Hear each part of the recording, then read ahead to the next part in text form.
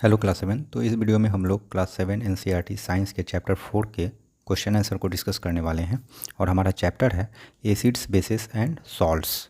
तो शुरू करते हैं। पहला क्वेश्चन, अगर आप चैनल पे नए हैं तो चैनल को सब्सक्राइब करें और अगर इस चैप्टर का एक्सप्लेनेशन आप नहीं देखे हैं तो इस चैनल पर आप देख सकते हैं। तो हमारा पहला क्वेश्चन है state differences between acids and bases. Means हमको एसिड और बेस के बीच में डिफ्रेंशिएट करना है। तो इसका सबसे सरल तरीका है, आप एक तरफ एसिड लिख दें और दूसरी तरफ बेस और पॉइंट वाइज आंसर को लिखें। तो हमारा पहला पॉइंट क्या है, acid turn blue litmus to red. Acid blue litmus को रेड में टर्न कर देता है, वहीं bases turn red litmus to blue. और इसकी रीजन को हम लोग देख चुके हैं चैप्टर में। दूसरा पॉइंट है हमारा acids are sour in taste. Acid खट्टे होते हैं, वहीं bases are bitter in taste. Base bitter in taste होता है। थर्ड पॉइंट हम लिख सकते हैं acid do not give soapy touch, means slippery touch नहीं होता है, वहीं बेस में सोपी टच होता है। फोर्थ पॉइंट हम क्या डाल सकते हैं कि it changes methyl orange to red. Acid जो है मिथाइल ऑरेंज के कलर को रेड में कन्वर्ट कर देता है, वहीं बेस जो होता है वो मिथाइल ऑरेंज को येलो में टर्न कर देता है। अब लास्ट में हम लोग एग्जाम्पल डाल सकते हैं। तो एसिड के केस में हम लोग HCl एसिटिक एसिड डाल सकते हैं, वहीं बेस के केस में हम लोग सोडियम हाइड्रोक्साइड जिसका फॉर्मूला NaOH होता है ये लिख सकते हैं। तो ये था हमारा पहला क्वेश्चन। अब हम सेकंड क्वेश्चन को देखते हैं। सेकंड क्वेश्चन में कह रहा है ammonia is found in many house hold products. Ammonia जो है बहुत सारे घरेलू उत्पादों में देखने को मिलता है, उसका यूज खासकर विंडो क्लीनर में। कह रहा है यह एमोनिया का प्रॉपर्टी है कि यह टर्न करता है रेड लिटमस को ब्लू में। तो इसका नेचर क्या है, इसका प्रॉपर्टी क्या है, इसका गुण क्या है? तो इसका आंसर हम लिख सकते हैं कि substances that turn red litmus to blue are basic in nature. Means वैसे पदार्थ जो रेड लिटमस को ब्लू में कन्वर्ट करता है, टर्न करता है, वो हम जानते हैं कि बेसिक होता है। इसलिए एमोनिया जो है वो बेसिक इन नेचर है। तो ये था क्वेश्चन नंबर 2 का आंसर, काफ़ी शॉर्ट है। क्वेश्चन नंबर 3 देखते हैं। क्वेश्चन नंबर 3 में कह रहा है name the source from which litmus solution is obtained. हमको वह स्रोत बताना है जहाँ से लिटमस प्राप्त किया जाता है। What is the use of this solution, और इस सॉल्यूशन का इस्तेमाल क्या है? तो ऑब्वियस है, हम लोग चैप्टर एक्सप्लेनेशन में पढ़े हैं कि लिटमस ऑब्टेन किया जाता है फ्रॉम लिकेन से। वहीं इसका यूज क्या कहाँ किया जाता है? तो it is use to determine whether the given solution is acidic और बेसिक। जो सॉल्यूशन हम लिए हैं, घोल लिए हैं, वो एसिडिक है या बेसिक, इसको पता करने के लिए लिटमस सॉल्यूशन का यूज किया जाता है। तो ये था क्वेश्चन नंबर 3। अब हम क्वेश्चन 4 को देखते हैं। क्वेश्चन 4 में कह रहा है is the distilled water acidic, basic या न्यूट्रल। मतलब डिस्टिल वाटर जो होता है वो एसिडिक है या बेसिक है या न्यूट्रल है। How would you verify it, तुम इसको कैसे सत्यापित करोगे, कैसे इसको प्रूव करोगे? तो हम सबसे पहला चीज़ जानते हैं कि डिस्टिल्ड वाटर जो है वो न्यूट्रल होता है। We can verify it by litmus test. हम इसको वेरीफाई कर सकते हैं लिटमस टेस्ट के जरिए। Distilled water does not change the colour of red और ब्लू लिटमस। जब डिस्टिल वाटर का 1-2 ड्रॉप हम लोग रेड लिटमस पे या ब्लू पे डालेंगे तो कोई भी कलर चेंज देखने को नहीं मिलेगा। इससे यह पता चलता है कि ये न्यूट्रल सॉल्यूशन है और डिस्टिल्ड वाटर है।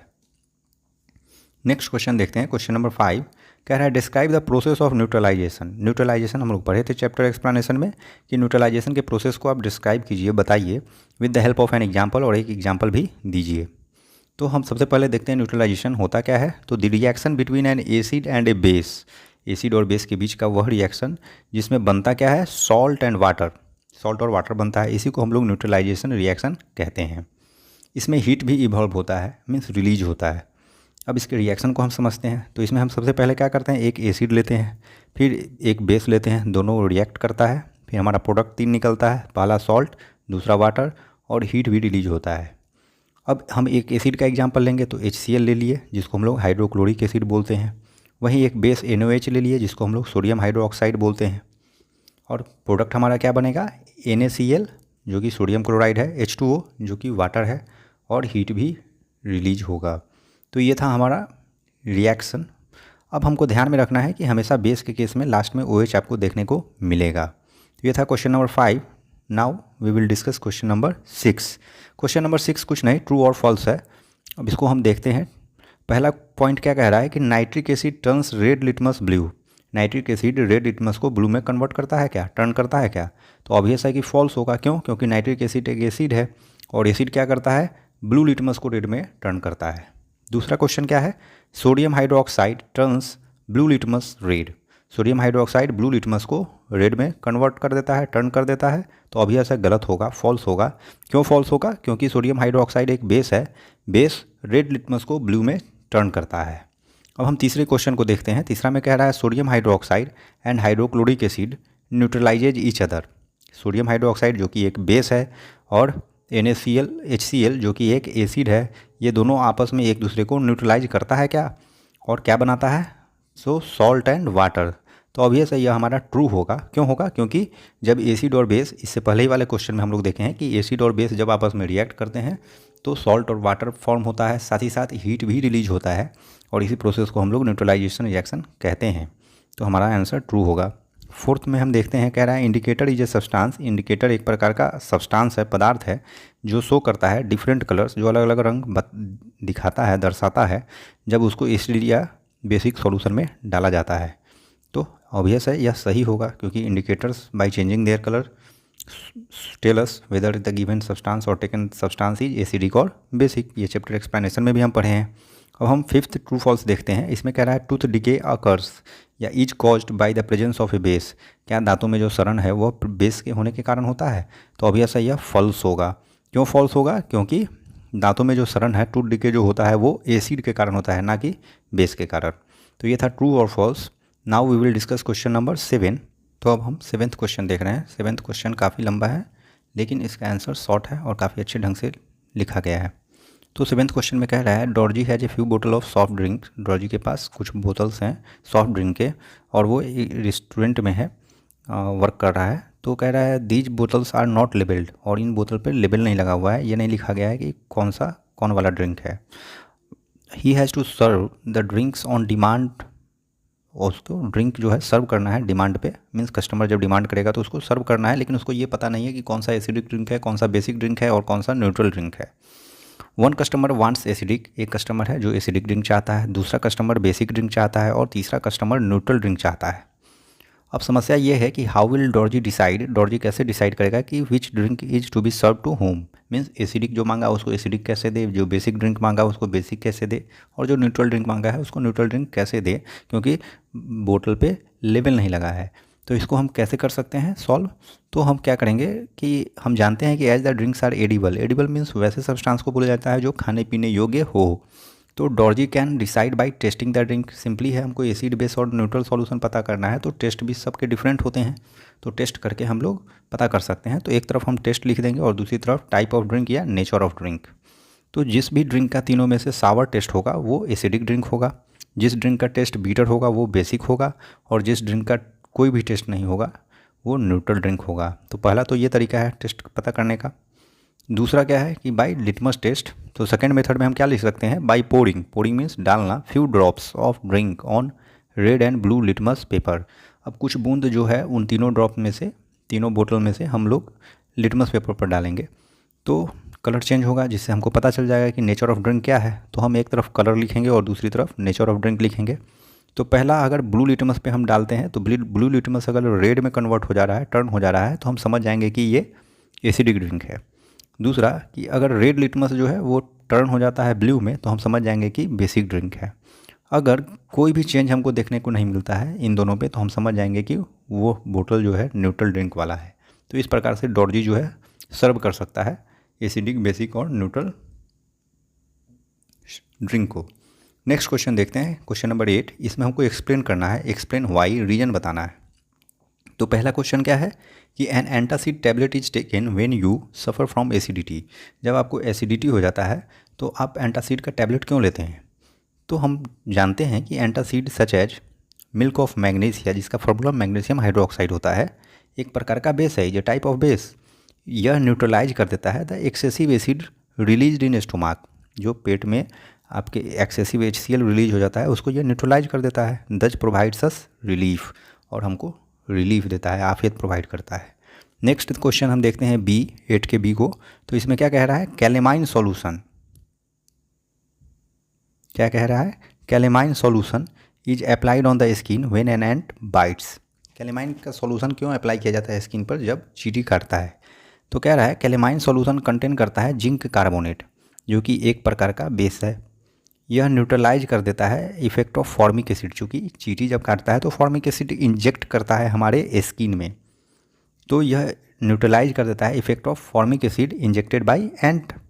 जब एंट हमको बाइट करता है और जब वह रिएक्ट करता है आपस में एसिड बेस, तो हमको रिलीफ प्रोवाइड करता है। तो ये था बी का आंसर। अब हम सी को देखते हैं। सी में कह रहा है factory waste is neutralised before disposing it into the water bodies, why. Means factory waste को हमको क्यों न्यूट्रलाइज कर देना चाहिए पानी वगैरह में, जलाशय वगैरह में छोड़ने से पहले। तो कह रहा है फैक्ट्री वेस्ट कंटेन करता है एसिड, उसमें तेजाबीय वेस्ट भी होते हैं। So it is neutralise before disposing into the water bodies, इसलिए इसको न्यूट्रलाइज किया जाता है पानी वाटर बॉडी में छोड़ने से पहले। सो दैट, ताकि यह एसिड जो है किसी भी एक्वेटिक लाइफ को हार्म न करे। एक्वेटिक लाइफ में फिश भी आ गया, सम एक्वेटिक प्लांट्स भी होते हैं, तो इन सब में से किसी को भी हानि न पहुंचाए, इसलिए इसको न्यूट्रलाइज किया जाता है। तो ये था क्वेश्चन नंबर 8 का आंसर।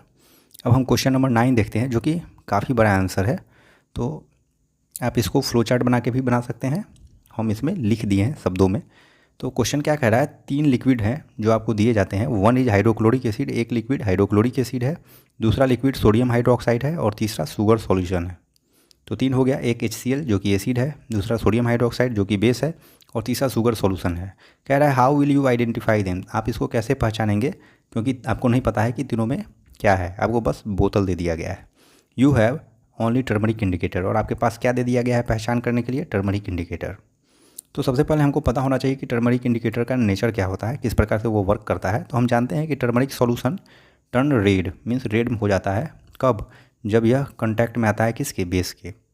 और जब एसिड और न्यूट्रल सॉल्यूशन के कंटैक्ट में आता है तो इसमें कोई भी चेंज देखने को नहीं मिलता है, मतलब केवल बेस में ही इसका कलर बदलता है और वो किस कलर का हो जाता है, रेड कलर का हो जाता है। तो सबसे पहला स्टेप हम क्या करेंगे, इसको हम 2 स्टेप में लिखेंगे आंसर। हम pour a drop of each of HCl, NaOH and sugar solution on turmeric indicator. हम क्या करेंगे, एक बूंद तीनों बोतल में से टर्मरिक इंडिकेटर पर डालेंगे। लिक्विड जो टर्न हो जाएगा रेड, टर्मरिक इंडिकेटर को रेड कर देगा, वह लिक्विड क्या होगा, हमारा बेस होगा, क्योंकि हम जानते हैं कि टर्मरिक जो है बेस के पड़ने पर रेड कलर में हो जाता है। तो हमको पता चल जाएगा इस प्रकार से कि तीनों में से कौन सा सोडियम हाइड्रोक्साइड है। जो वाला लिक्विड रेड कर देगा टर्मरिक इंडिकेटर को, हम समझ जाएंगे वही लिक्विड बेस है। तो हमारा सोडियम हाइड्रोक्साइड तो हमको यहाँ पे मिल गया। अब सेकेंड स्टेप में हम क्या करेंगे, अब हमको pour a drop of NaOH in other 2 liquids. अब क्या करेंगे, NaOH का ड्रॉप जो है हम दूसरे जो 2 लिक्विड बचा हुआ है जिसके बारे में हमको जानकारी नहीं है उसमें हम डाल देंगे। फिर क्या करेंगे, put the drops of these liquids on turmeric indicator. अब इन लिक्विड्स को हम लोग टर्मरिक इंडिकेटर पे डालेंगे जो दोनों में है। The liquid which will not change the colour of indicator contains HCl।